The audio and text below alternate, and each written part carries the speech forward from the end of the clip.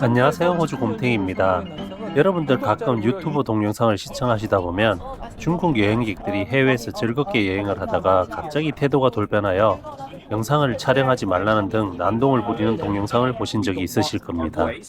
갑자기 왜 이럴까 의아하게 만드는 이런 영상이 사실 최근 밝혀진 사실에 의하면 숨겨진 스파이에 의해 그러한 자신의 행동이 자신의 고국에서 문제가 생길 수 있다는 사실을 알고 그러한 행동을 한 것이라고 밝혀졌습니다.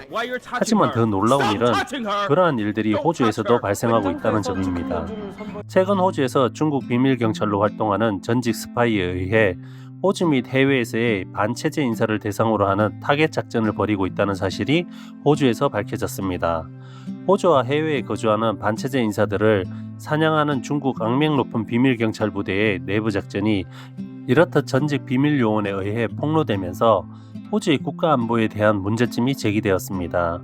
중국 정보기관의 가장 두려운 힘 중의 하나인 비밀경찰 부대의 비밀 요원이 공개적으로 발언한 것은 호주 역사상 이번이 처음입니다.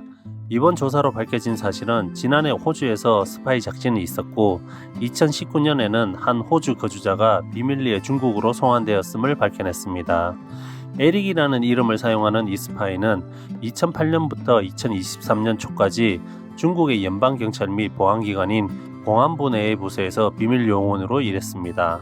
이 부서는 정치안전보호국 또는 제1국으로 불리며 전 세계적으로 공산당, 특히 시진핑 주석의 비판자들을 감시, 납치, 침묵시키기 위한 중국 공산당의 주요 억압 도구 중 하나로 사용되고 있습니다. 39세 에릭이라는 비밀요원의 안전을 고려하여 그의 전체 이름이나 비밀경찰 관리자들의 신원을 공개하지 않았지만 비밀요원의 말에 의하면 이 부서는 중국 정부에서 가장 깊고 어두운 부서입니다. 그리고 중국 공산당에 반대하는 사람들을 다룰 때 그들은 법의 보호를 받지 못합니다.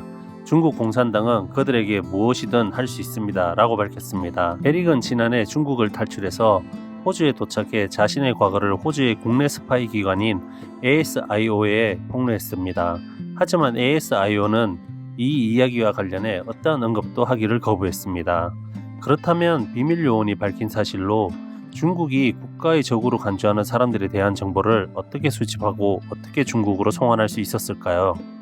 비밀요원이 밝힌 바에 의하면 그는 자신의 담당 관리자로부터 전 세계적으로 반체제 인사들을 사냥하라는 임무를 받았으며 때로는 현직 부동산 관련 회사 임원이나 반중체제 자유전사와 같은 가짜 지위를 사용하여 그들의 신뢰를 얻고 그들을 납치해 중국으로 돌려보내기 위한 임무를 맡았다고 했습니다.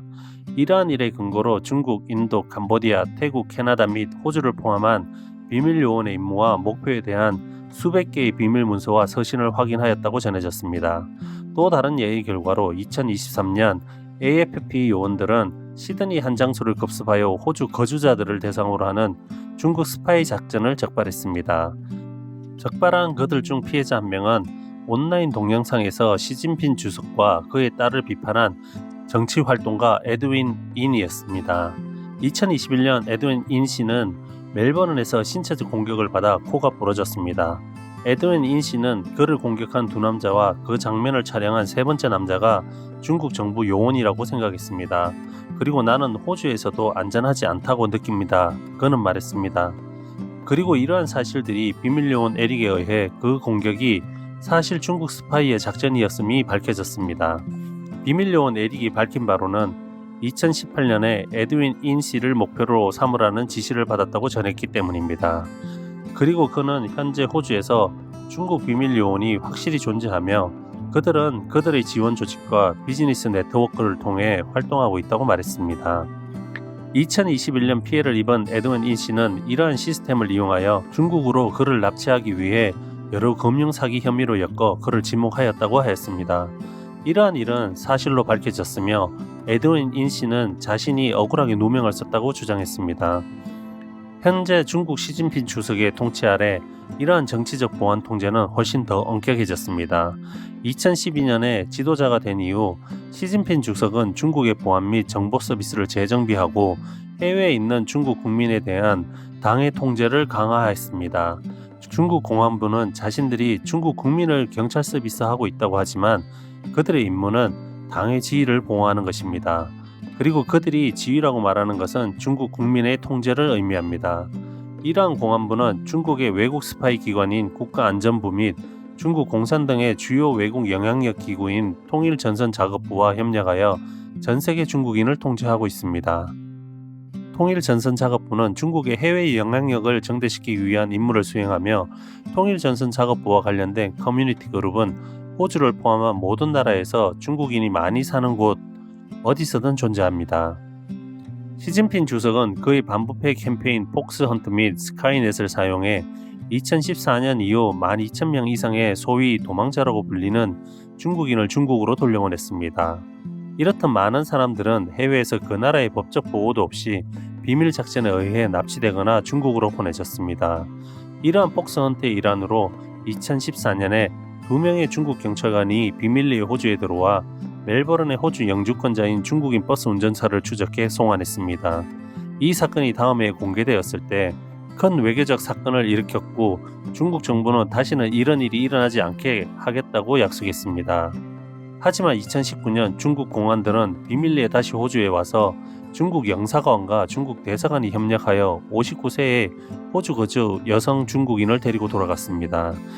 당시 AFP는 중국 공안들의 2019년 방문을 승인했지만 중국 공안들은 합의된 절차를 따르지 않았으며 그리고 해당 여성이 AFP 승인을 받지 않고 중국 경찰관에 의해 중국으로 송환되었다는 사실을 확인했습니다. 지난달 세이프가드 디펜더스는 외국 시민 및 거주자가 중국으로 송환된 280건 이상의 사례를 문서화한 보고서를 발표했으며 그리고 2014년부터 2023년까지 호주에서 최소 16건의 비합법적인 송환이 있었으며 그중 4건은 지난해 발생했습니다.